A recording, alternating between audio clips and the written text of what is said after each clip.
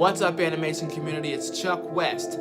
And now for the moment you've all been waiting for, the long-anticipated interview with Erin Sarofsky of Sarofsky, the company responsible for some amazing design, visual effects, motion graphics, and animation, including main titles from some of your favorite Marvel movies like Guardians of the Galaxy, Doctor Strange, Captain America, you name it, they've been rocking it. But before we dive into the interview, be sure to click that subscribe button down below. Become a part of our community. We love animation, we love graphic design, we love writing and storytelling, and we love sound design. So come with us. And now, let's dive right in to our interview with the great Erin Sarofsky. What's up, animation community? It's Chuck West. Now, I told you guys I was going to have a special guest on the show today. You thought I was joking? Come on now.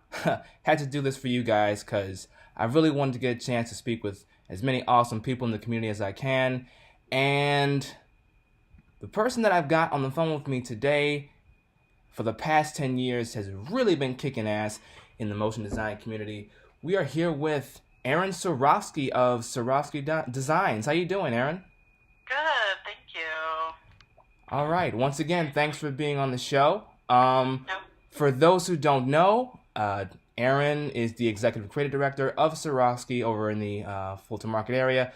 She's got started in 2009 with her company, and for the past decade has just been doing it big. She's been able to do the motion graphics and design for shows like Community, Happy Endings, Animal Practice, but I'm sure most of you know her from her work with the Marvel movies, Captain America, Guardians of the Galaxy, Ant-Man, Doctor Strange, you know, all the stuff that we fellow nerds just love to watch. So I gotta ask you, when they came to you about doing stuff for Marvel, were you like, what was going through your mind? Like, I know I would have gone crazy about it. Like, oh my God, they're actually letting me do this. Like, what were you thinking when they first came to you? Well, it was a unique circumstance because, I had worked with the Russo brothers in the past, and, when I saw that they signed to do Captain America Winter Soldier, I was super excited because I was like, man, I'm so happy for you, but I'm more happy for me because this is my chance to do your main title. And they laughed and they were like, of course, we'll see you, in months and months and months and months, actually years before we get to that part of the process. So, but that time came, and Marvel Studios is a very, tight, has very strong infrastructure. They have their vendors solidified. So for them to open their doors to a new vendor means that you have to have certain security clearance, all this stuff. So Right. When the Russos recommended us, it was kind of like, no, we're not working with this little company in Chicago. They're not, nope. Oh, wow, okay. And so the Russos were, this is my assumption because I don't know the full story, but they were just like, nah, nope, you're not like basically security approved, so it can't happen. So I was like, okay, I'll see you back in TV, like so sad, but totally understand. But then, out of nowhere, a few months later, we got a call from a producer there going, per the brothers, we'd like to have you in to pitch on the main title. Oh. So I was like, okay, well, they must have really went to bat for us. I don't know exactly what happened, or if they just kept mentioning our name so much that they just kind of caved and basically were like, okay, we'll do the brothers a little favor and we'll have them in to pitch, but there's like no way we're going to hire them kind of thing. Again, this is all assumption. Sure. But I could imagine now, having been through so many Marvel projects, that I would be just as skeptical as they were, because the process is quite intense, quite more cumbersome and challenging than any other thing I've ever worked on in my life. So, and that's just from the technical side, not even the creative, which is also very challenging, just because of the scope and just, you want it to be amazing because it's these amazing movies. Of so course. Anyway, so when we were going to pitch, when we got the call, I was surprised for sure, because I at that point thought we were not going to be getting called. But I also knew that we were one of many companies coming in to pitch. So I was Sure. like, okay, this is like a favor. let's just go nuts. Let's just do the Russos proud, do some really beautiful, cool work, go in there and present, and make it hard for them not to pick us. You know what I mean? But at the very least, make the Russos proud that they insisted we come in and pitch. And we only had a week, and it was like Thanksgiving week, so it was challenging to put a big pitch together. Which is, it's standard, a week to 2 weeks to do something like that, but having it over Thanksgiving was made it a little bit more challenging. Anyway, Okay. so we went in and we pitched, and, you know, they tend to do things in groups, so, like, we were there with, like, a bunch of other companies, and we each went in one at a time, and, you know, you just go and you do your best, and, you know, I could tell they really liked the work. There was one treatment, the one that we ultimately produced, that they were really liking, but again, I was just assuming we weren't getting the job. So Okay. nothing lost when we lose, you know. To me, I was just like honored to be in the mix. So when they called with the gig, I was like both surprised, and that was the moment of like, oh my God, you know, because it wasn't just like you got to produce this main title. It was like, oh my God, we got to get work into get security approved. There's probably some changes to my infrastructure I'm going to have to make. And so at that point, we went through this very quick, furious, getting the studio up to snuff from a security standpoint, getting our pipeline set up, and then kind of moving into creative after that was done. So it was a very big overhaul, just surprise-wise, you know, kind of amazing. Wow, that's quite a story. Like, actually having to change the infrastructure. I'm sure that's something that most aspiring executive creative directors don't even think about when dealing with a client as huge as Marvel. Like, all the changes they'll have to make just so that the work can come through. I mean, I know on previous interviews, you've had a chance to talk about how people don't really expect some of the challenges that come ahead. You know, what's one particular challenge that folks aspiring to put together their own motion graphic studio and animation studio don't often see coming, and how have you applied, or how have you overcome that particular challenge? Yeah, I mean, I think it's a pretty fluid thing. I think there's a few things. Okay. There's definitely a few things I would say. I would say, you know, a company there's a point at which it becomes like a life of its own. I don't exactly know when that happens, when it becomes more than me. So you have to, at a certain point, then start nurturing and protecting the company outside of yourself. So if, like, there's a person that's been here for a while, but it's really time for them to move on. Either they've outgrown their position, or just it happens. I think personally, people tend to roll in 4-year cycles because we're kind of trained like that when we grow up. So after a few years, you're just kind of like, what's next for me? But sometimes you just don't have that courage to do it for yourself, and that's where it's time for like me necessarily to step up and be like, it's time for you to move on, which means letting somebody go, or deciding like, hey, I don't want to invest in this kind of talent. I want to invest in this kind of talent, or you know, to keep my budget under check, I'm like, I maybe have to get rid of some of this so that I can get more of this. And that's a very fluid thing to look out for the company as well as the individuals that work here. And that's something I've really had to learn how to do, you know, to act with kindness, but also to think like, well, treating the company kindly is also very important. So, so yeah, I've also learned that erring on the side of generosity is always the way to go. Even in a circumstance where no matter what, you're going to look like the bad guy. Like if you do have to let somebody go, at the end of the day, like knowing that I acted generously in this situation is really, to me, important. And same thing with our clients. Be as generous as I can, but also draw a line in the sand as to when they have to kind of step up to the plate, whether it's revisions and money and things like that. I think knowing also that the company is going to evolve over time. So yes, it's an organic thing, but you know, the size of it, the amount of work that's available, there's trends out there. For a while, agencies were bringing a lot of work in-house. It's starting to kind of wane a bit, so we're seeing a little bit more retail work. But there was a point where, you know, a year and a half ago, where like almost all of that had dried up, and that's our main source of income. So making sure you're very diversified with income streams to compensate in one area when something else dries up is something to definitely consider. To know that like at some point your best client might get fired or might lose the account or anything could happen, and that best client could turn into no client just like that, you know? So just constantly knowing that new business is a part of what you do, and being out there, being in the mix, and just kind of never resting on knowing that everything's, you know, happening for you.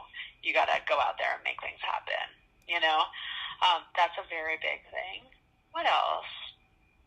I'm sure I have more. I mean, like, it's interesting because I'm a creative owner, so in the beginning I thought mostly about, like, the work, making the work amazing, the work. And I feel like now that's the baseline.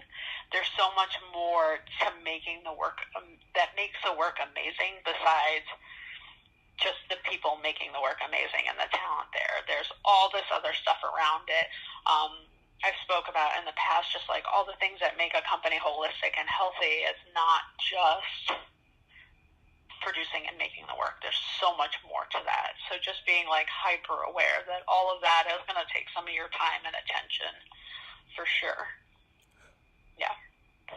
Wow, that's a spectacular answer. Thank you. No problem. I mean, I could go on and on probably if you let me, but I'm that's sure. what podcasts are for, I guess, right? There you go. Now, I know you were talking about your challenge with getting the work with Marvel and how Sarofsky is a small company in comparison to maybe some of the giants out there. So when you're a small company, how do you stand out from the really big guys who are just putting out so much, and they have like maybe hundreds of people working on one thing, and they're just really out there like pushing? So when you're a small company, how do you compete with that? Well, I think there's two ways of thinking about that. There's studios like Framestore, right, that just are hundreds of thousands of people all around the world and multiple offices, right? But we might compete with Framestore in a different way. Like, we're not going to do fully CG animated characters through a feature film. We would never pitch on that. We would never bid on that. We would never even try to do that. But we might get a little special sequence in the film that then we would be competing with them on.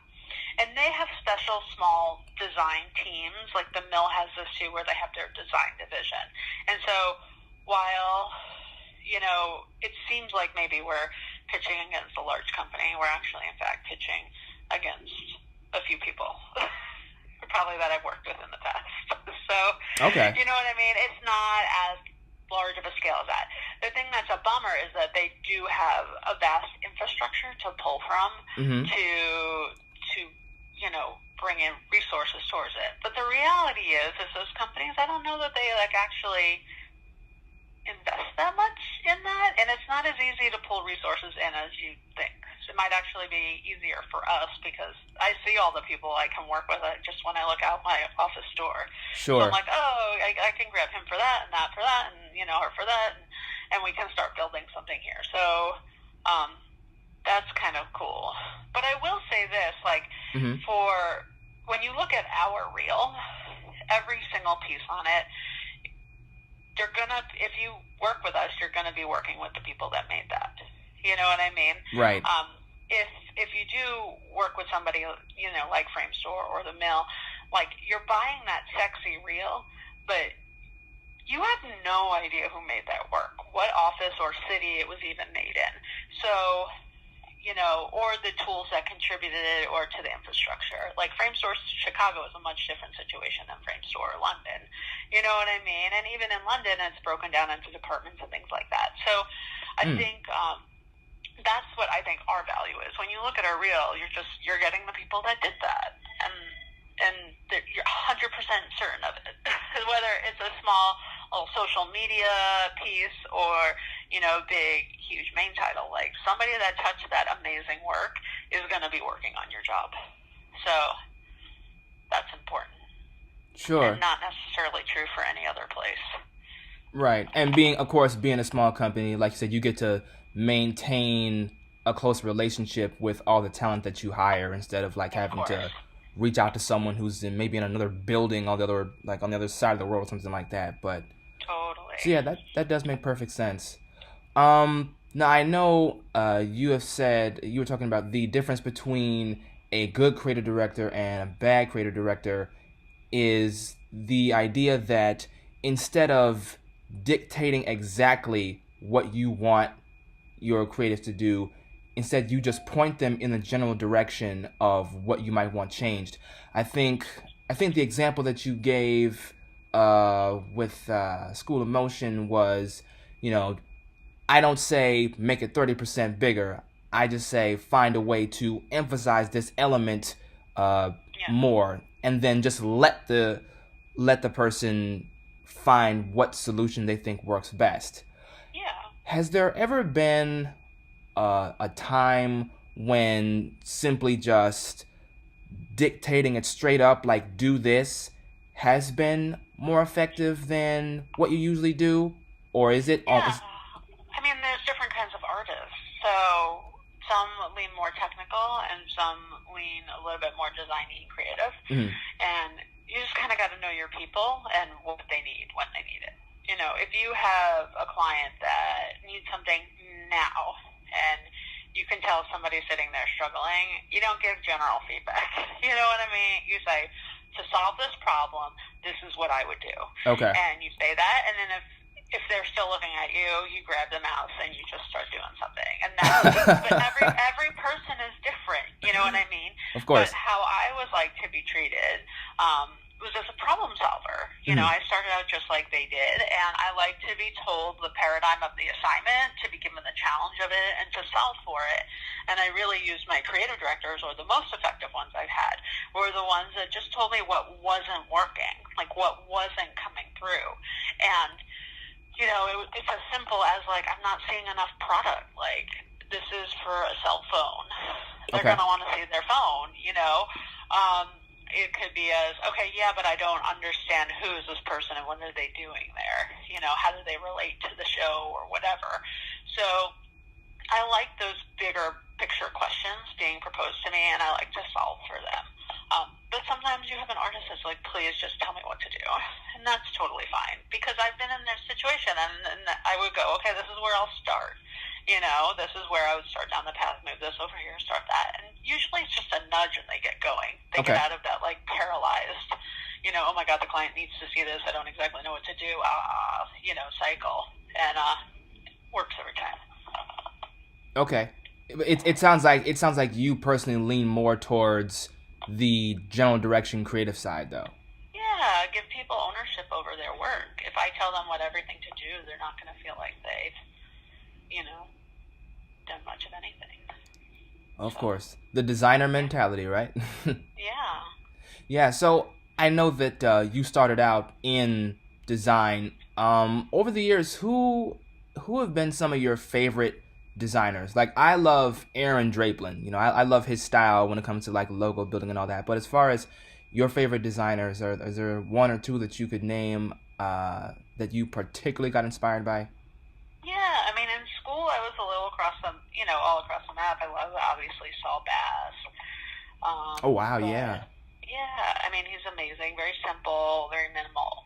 But then I also was like of the era of David Carson, where, that surfer, 90s surfer, Xerox, Terra, fonts a mess, vertical, horizontal, upside down, right side up. You know what I mean? I love that too, and I think that,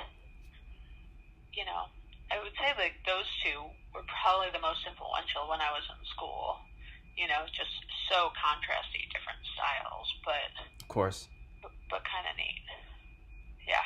Wow, 1 minute you're looking at Saul Bass, next minute you're doing stuff from Marvel. It's almost like this was a precursor to that. Yeah, well, you can definitely see the inspiration there, that's for sure. Absolutely. So, everyone is talking about how storytelling is the most important element in a project? Now, as much as I love great animation and great graphics, I know that without having a really clear story or a clear concept, the message isn't going to get through no matter how pretty it looks. You know, what's a story that's really inspired your work? And I know it's kind of that may seem like a very general question, but is there a particular story, or is there a movie or an ad that you were like, wow, this really comes together as far as why storytelling is so important? Um, like, well, all movies are narratives. They actually have multiple narratives going on, usually all at once for each of the different characters. But I think the hard thing is just style over content, right? Like, I guess that's like the point of your question. At some point, you got to get past it looking cool and realize there's got to be a purpose to it. So a lot of designers, and I see it every day, start with look, like, oh, but I want it to look like this, and Right. but what is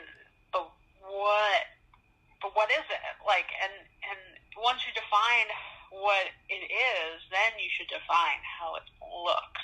Right. So I'm very much like concept before design, so that the design can be purposeful and the aesthetic can be purposeful for the idea. So that's like just my process. There are some artists that start very much like heavily, Pinteresting, coming up with aesthetic, and then working like a narrative into it, or trying to. I think that makes it a lot harder to actually come up with a narrative, because you're just kind of more coming up with cool looks, and that works, I think, for a poster, but I don't necessarily know that it works with like a time-based thing. So, I mean, like, I love fantasy. I've always loved kind of fantasy movies, everything like from, and I call this a fantasy movie. Remember, like, Hackers in the 90s with all those, like, CG sequences and things like that, to, now I love all the Harry Potter movies, into the Fantastic Beasts. Obviously, I love Marvel and their movies all the way back to, Hulk. But even growing up with, like, the Superman movies with Christopher Reeve, that was, like... Sure. Yeah, just pure fantasy. It was great, So, I don't know. I've always, like, been super into that world. It's weird, because I was never super into comics, but definitely into movies about comics. Absolutely. Or just, fantasy. I loved all the Star Trek, all of that. Okay. Everyone, except maybe the first one. So anything from Next Gen into Deep Space Nine. It's just kind of awesome. Oh yeah. I personally, I'm a huge fan of anime, and that's really what sucked me into the whole animation thing. Like, I dug things like Spider-Man and Batman coming up, but it was the Japanese style of animation and the emotion and the storytelling that really pulled me in, that's kind of why I wanted to really get started.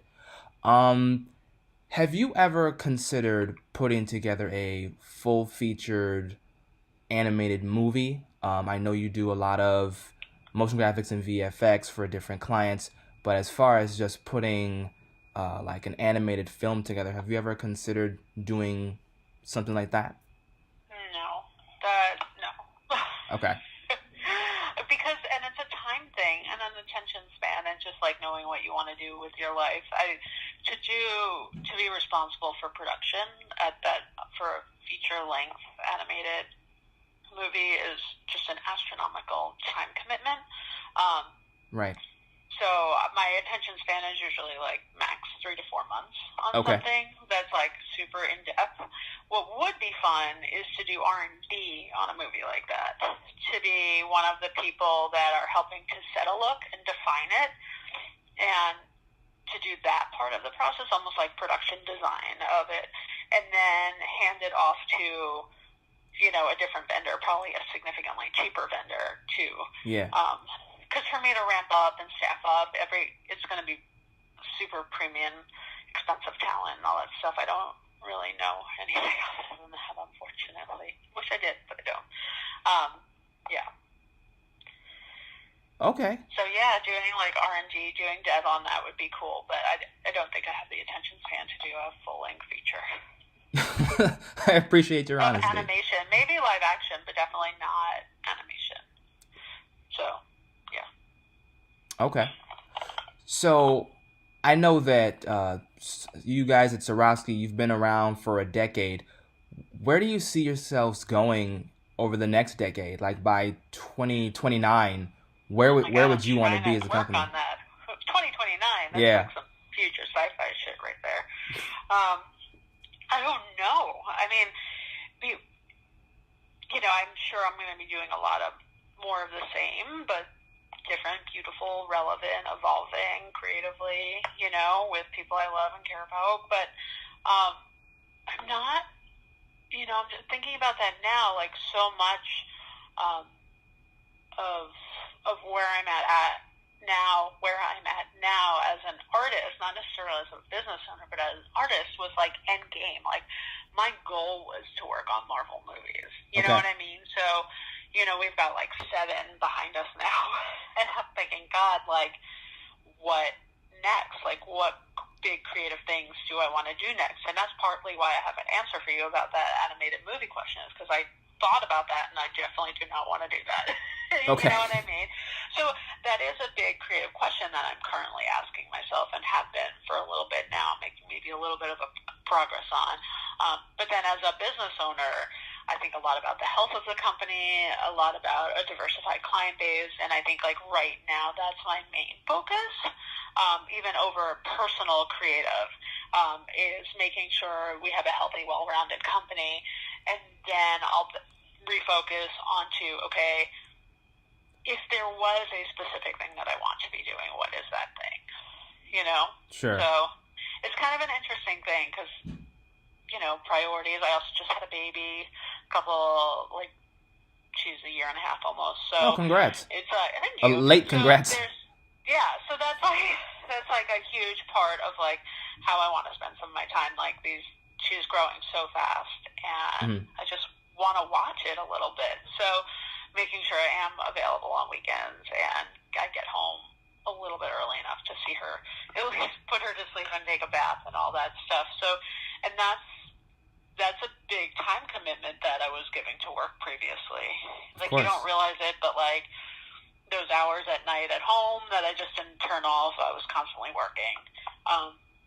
Even if I was relaxing, I was still working. You know what I mean? Now when I'm not working, I'm 100% not working. So, so it's just a different thing, being like super highly productive when I am at work, and then being super highly focused on my family when I'm at home. So that's an aspect of my life that I'm getting used to now. Awesome, and that's something I hear about a lot across all career paths. The idea that people they want to have a work balance between being at work and being with family or friends, but they're just having so much trouble doing it. And some people say there is a way to do it. Some people say there's no way to do it. So, some people are really have this hard-nosed attitude of if you're really putting in the work, then there'll never be a balance because you're putting in that work.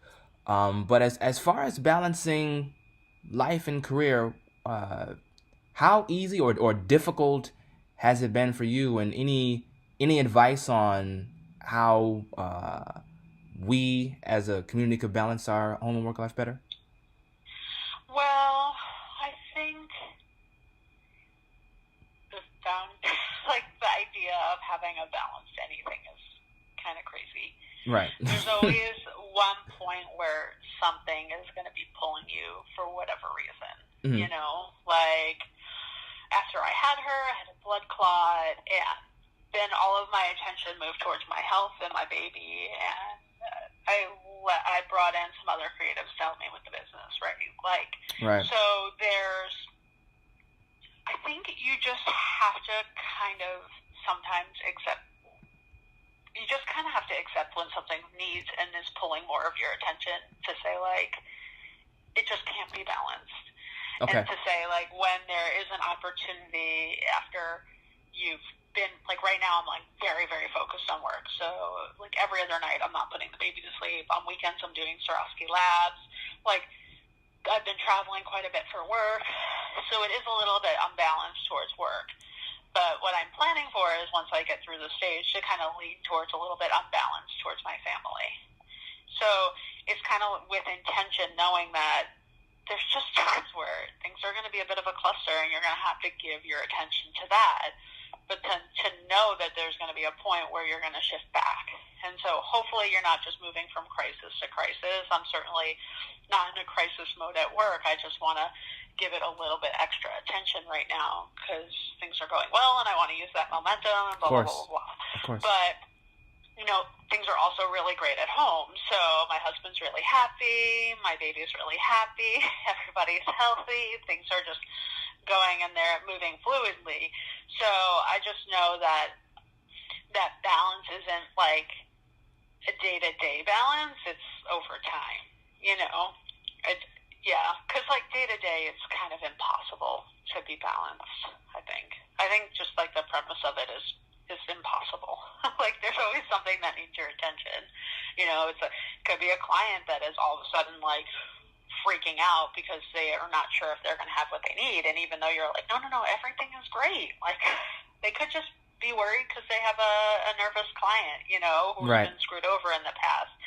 But now it's like, okay, I didn't expect to have to give this more attention and hand-holding, but they need that. So I'm going to put my attention into that. So there's just always something that's going to come up, but hopefully it's just not based on crisis mode. But even when it is crisis mode, just like accept that it's out of balance and pull in help where you need. And at least acknowledge that it's out of balance. Kind of pretending that it is balanced is not the thing to do. So...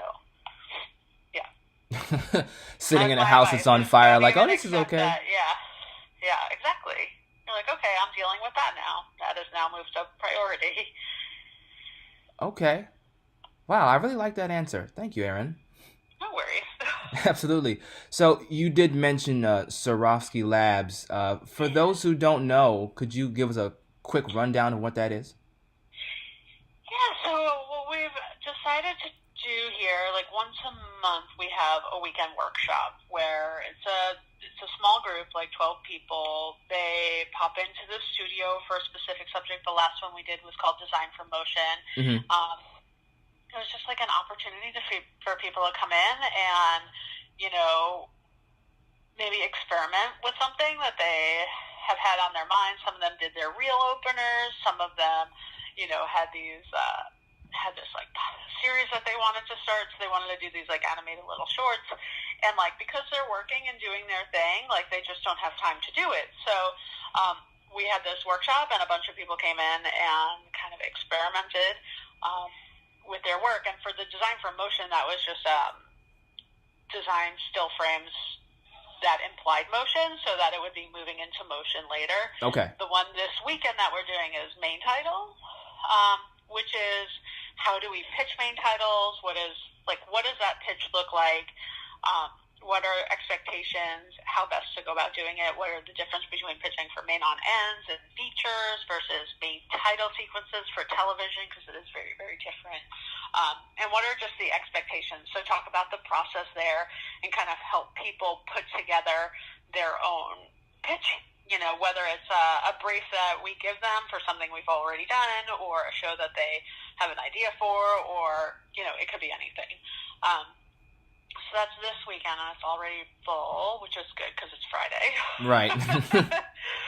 But, you know, then we have one that's for producing promotion, which most people, that's actually getting pretty full because I just think it's one of those things people don't really know much about. People know about being a motion designer and an animator and an editor, and there's like clear career paths and education for that, but there really isn't for producing. Most people like fall into producing through another way. So that's kind of cool. And then we have like just a 3D design workshop and a UI, UX interface design kind of for features, so not to actually be used, but for films. Okay. And then we also, what was after that? Oh, design, motion for branding. So animating logos, icons, things like that really have to say more than just like spitting a bottle into place. You know what I mean? So Okay. what is that all about? And yeah, it's just a series of, I don't want to call them classes, they're really workshops because they're guided, you know, they're guided workshops where me and some of my employees and peers here just kind of walk people through our process, show them what it's like, show them what the infrastructure of a studio like this is like, and kind of take them through like a mock assignment basically. And what's cool about it is it's low stress. You get to see what it's like to work here or in a studio like this. Sure. But also they get a chance to get like real-time feedback on their work and possibly kickstart something for themselves, which I think is cool. You know, I always fantasize about what it would be like to go back to school now, like 20 years into my career, knowing all the skills I have and all that stuff, what it would be like just to not have a client, but just to have like experts showing me how to do things and there for, you know, just to kind of get me on my way a little bit if I need it. But really it's just about positivity and being surrounded by people that actually enjoy doing what they're doing without like a client breathing down your neck. So this is with that in mind. And I thought it was going to be mostly students coming, but it's, I think young professionals, a lot of them are popping in because they're up for like a refreshing kind of burst of school, but also have it be, you know, somewhat teaching environment without it being stressful, you know. Okay. Yeah. Super cool. So the difference between like maybe what you saw when you were I know you said you got your master's in motion art, correct? Yeah, motion design, and it was called computer graphics back in the day. It was like 2000. Okay. And, yeah, computer graphics design. But it was a combination of everything like macro media to like Director and Flash through like After Effects 1 and, you know, even Alias Wavefront, which is now Maya. So it was quite a weird, diverse master's program. A bit of everything, I guess. Okay, very immersive. You know, one thing, because I went to school for design as well, and I also went to school for advertising. Yeah. And one thing I see, and I know, of course, being that you're a woman-owned company, one thing I see when I'm in school, there seems to be a lot more girls than there are guys. But then when I look in the workplace, I see a lot more guys than girls, which I think is strange. Like, what is happening? Because I feel like there could be more women in leadership roles when it comes to animation and motion graphics. But I'm just wondering, like, what's happening between school and the workplace, such that things are flipping in balance. You know, it's just something what to think about. happens between work and school, right? Like, what in your life happens? Or traditionally you get married, have a family. Sure. It's very hard to have a family. Usually, and also, especially if you have a breadwinner at home, which is usually the guy, like, they're obviously going to take the lead. I have girlfriends who were the breadwinner and their husbands still refused to stay home with the kids. So, like, it's kind of funny and interesting. That's less and less the case now, at least with the people I know and hang out with. But I think, you know, a lot of those traditions, I'll say, or stereotypes are becoming less and less the norm. Right. But it's, you know, that's kind of what it was, you know. After school, you would get married, you would move to the city that your husband probably wanted to live in, and, you know, you would start a family, and that there, even if you started out in your career a little bit, you're going to dip out for a bit. I've seen that so many times. So, and once you've dipped out, coming back into production, which is what this is, it's like animation production. The hours are longer. It's just very, very hard to maintain any sort of a balance. Especially if you're starting at a junior salary, it's not necessarily going to balance out in terms of finances and things, you know? So I think that's part of what it was and still is, but I do think I see that changing. I do think your observations are totally correct, that you go to schools, you see a lot of women, and, you know, then you go into the world and you're like, where are they? Right. But I also think, and this is like, everything I say on this seems to be controversial, and I think it's a lot of factors. I think that's one of them. And then the other is, I think people hire people they feel comfortable with. And who do you feel comfortable with but more people like you? Right? So sure. That's why lots of white guys hire lots of white guys that look exactly like them and do the things they like to do and hang out and do what they do. Drink the same kind of beer, like golf on the same kind of courses, that, you know what I mean? And I think that's changing, but it's a generational change. It's not an immediate change, you know? Sure. Because people have to move on in their careers and retire, and people have to then come up, and people like me have to, like, start studios and hire more people like me, and be open to hiring people not like me. You know, it's really kind of interesting. And I think Marvel Studios is the perfect example of a place aspiring to be more diverse, and to be more welcoming of all of the different kinds of things, gender, race, religion, sexual orientation, all of that, just being like super, super inclusive. And because they're super inclusive on the staffing side, I think that obviously leaned into inclusivity when it comes to how they cast their roles and the kinds of movies they make. And you can see this is Marvel's 10 years later. You know, they started out with Hulk, right, and Iron Man, and now they're doing Black Panther and Captain Marvel. And that's a 10-year commitment to evolving, you know, like. Of course.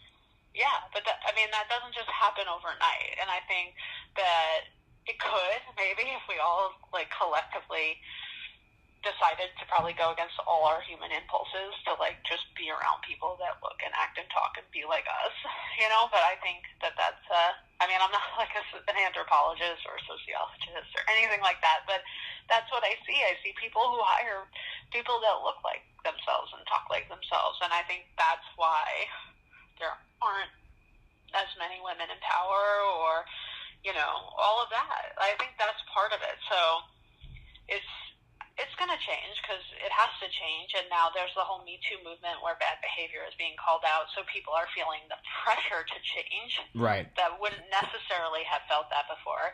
And I feel like that's a good thing. People should be thinking about it. But, you know, unlike Marvel, who, like, purposefully chose to do it versus being forced to do it, I think that's a little bit different, but I think hopefully the results will be the same. Right, because when you're forced to do something, you're pretty much kicking and screaming like, no, I don't want to do it, you know? Yeah. You know, people. It goes against, potentially what you believe. Right. In fact, it could be at the ethos of what you believe, like the core of it.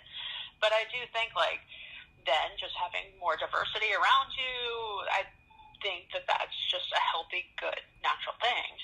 It makes for stronger, you know, companies and relationships and, you know, all of the things. Like, all of the things, diversity, all of that just leads to better lives. Of course. Yeah. Of course. And I'm hoping that in this community we continue to build relationships, you know, with guys, girls, people of color, different sexual orientations and all that. And I'm with you when it comes to, like, once we expand on that, I think we're going to see a lot more going on in motion graphics. We're going to see a lot more stories that we hadn't heard before. So yeah, I'm looking forward to the next couple of years to see how that turns out.